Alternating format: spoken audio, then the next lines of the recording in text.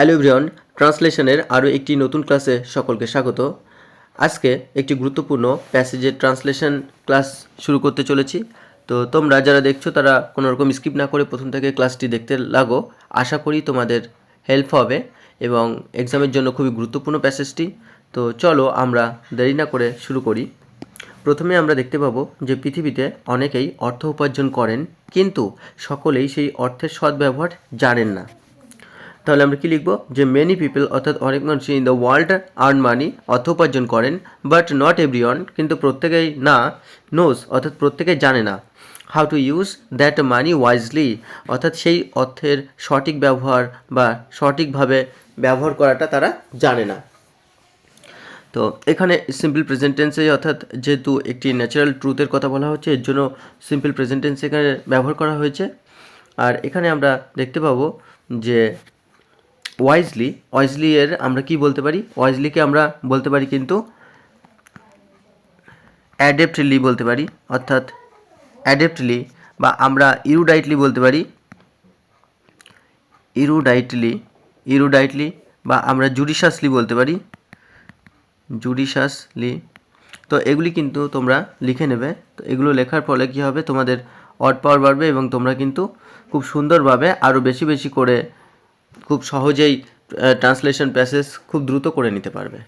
তো এখানে আমরা দেখতে পাবো আর্ন হচ্ছে কি অর্থ উপার্জন করা। তো একে কিন্তু আমরা অ্যাচিভও বলতে পারি, অ্যাচিভ, বা আমরা এটাকে বলতে পারি অ্যাটেন, বা আমরা এটাকে অ্যাকোয়ারও বলতে পারি, অ্যাকোয়ার। আর এখানে নো আছে, নো হচ্ছে মেন ভার্ব, যেটা হচ্ছে নো হচ্ছে জানা। তো আমরা এটাকে লার্নও বলতে পারি, লার্ন, বা আমরা এটাকে বলতে পারি যে রিয়ালাইজও বলতে পারি। বন্ধুরা তোমরা এগুলো লিখে নিও ওয়ার্ডগুলি তোমাদের সুবিধার্থে। চলো পরের বাক্যটি দেখি। চিত্তরঞ্জন যে বিপুল অর্থ উপার্জন করিয়াছিলেন তাহার যথার্থ সদ্ব্যবহার করিয়া গেছেন। তো কি উপার্জন করিয়াছিলেন অর্থাৎ এখানে পাস্ট পারফেক্ট টেন্স আমরা ব্যবহার করছি। তাহলে জোর দিয়ে কোনো কাজকে যখন আমরা অতীতের কিছু বলতে চাই তখন কিন্তু আমরা পাস্ট পারফেক্ট টেন্স ব্যবহার করি। তো চিত্তরঞ্জন হ্যাড মেড, তো মেক হচ্ছে কিন্তু মেন ভার্ব, তার মেড করা হয়েছে অর্থাৎ থার্ড ফর্ম। তাহলে Chittaranjan had made good use of the huge amount of money he had earned, অর্থাৎ চিত্তরঞ্জন যে বিপুল অর্থ উপার্জন করেছিলেন তার যথার্থ ব্যবহার বা সঠিক ব্যবহার করেছিলেন। তো এখানে আমরা কতগুলি ওয়ার্ড জেনে রাখবো, যেমন হিউজ হচ্ছে কিন্তু আমরা কি জানি প্রকাণ্ড বা প্রচণ্ড। তো ওইটাকে আমরা কিন্তু কলোসালও বলতে পারি, এটাকে আমরা কলোসাল বলতে পারি, বা এটাকে আমরা এনর্মাসও বলতে পারি, এনর্মাস, বা এটাকে আমরা কিন্তু ভাস্টও বলতে পারি, ভাস্ট। তো এই সমস্ত কিছু কিন্তু জেনে রাখতে হবে ওয়ার্ডগুলি। আর এখানে আমরা দেখতে পাবো যে অ্যামাউন্ট অফ মানি অর্থাৎ এখানে কিন্তু অর্থকে বোঝাচ্ছে, হিউজ অ্যামাউন্ট অফ মানি অর্থাৎ প্রকাণ্ড অর্থ বা ভীষণ অর্থকে বোঝাচ্ছে। আর হি হ্যাড আর্নড যেটা সে বা তিনি অর্জন করিয়েছিলেন। এখানে থার্ড ফর্ম আর্নের থার্ড ফর্ম ব্যবহার করা হয়েছে, আর্নের থার্ড ফর্ম আর্নড। তো চলো আমরা পরের বাক্যটি দেখি। তিনি মনে করিতেন তাহার উপার্জিত অর্থে দেশের সাধারণের অংশ আছে। তাহলে হি বিলিভড, তিনি বিশ্বাস করতেন বা তিনি মনে করতেন, that the common people of the country had a share, একটা অংশ আছে কি in the money he had earned অর্থাৎ যে অর্থ তিনি উপার্জন করেছিলেন। তাহলে এখানে কিন্তু আমরা বিলিভ অর্থাৎ তিনি বিশ্বাস করতেন বা তিনি মনে করতেন, তাহলে আমরা কিন্তু বিলিভকে ট্রাস্টও বলতে পারি, হি ট্রাস্টেড বলতে পারি, বা আমরা উইশ বলতে পারি অর্থাৎ তিনি বিশ্বাস করতেন, উইশড, বা কনফাইড অর্থাৎ তিনি বিশ্বাস করতেন। আর এখানে শেয়ার হচ্ছে অংশ, এবং ইন দ্য মানি অর্থাৎ অর্থের হি হ্যাড আর্ন যেটা তিনি উপার্জন করেছিলেন। আর কমন পিপল হচ্ছে সাধারণ মানুষকে বুঝিয়েছে। তো চলো আমরা পরের বাক্যটি দেখি। তিনি গোপনে দান করিতে ভালোবাসতেন। তাহলে হি লাভড, তিনি ভালোবাসতেন কি টু গিভ আর্মস অর্থাৎ দান করিতে, ইন সিক্রেট অর্থাৎ গোপনে। তো এখানে আমরা সিক্রেটের কিন্তু প্রাইভেটও বলতে পারি, প্রাইভেট গোপনে, বা আমরা হিডেন বলতে পারি, ইন হিডেন অর্থাৎ গোপনে। তো এটা সিম্পল পাস্ট টেন্সেই লেখা হয়েছে। চলো পরের বাক্যটি দেখি। এই দান কার্যের জন্য যদি কেহ তাহাকে প্রশংসা করিত, তাহা হইলে তিনি লজ্জিত ও দুঃখিত হইতেন।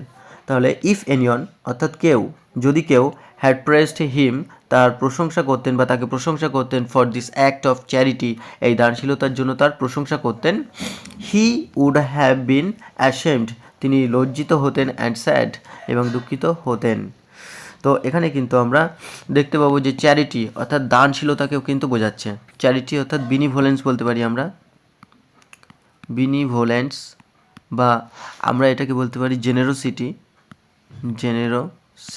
অর্থাৎ দানশীলতা, বিনিভোলেন্ট জেনেরোসিটি বা চ্যারিটি অর্থাৎ একই অর্থে আমরা ব্যবহার করতে পারি দানশীলতা।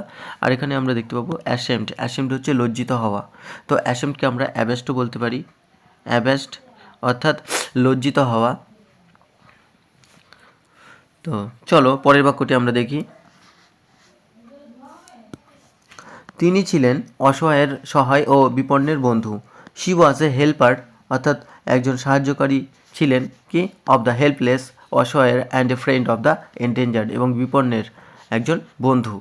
বিপন্নের বা বিপদগ্রস্ত যিনি, তাহলে আমরা এখানে এন্ডেঞ্জার্ডকে আমরা বলতে পারি কি ইম্পেরিল্ড অর্থাৎ বিপদগ্রস্ত, বা আমরা বলতে পারি ক্লামিশাস,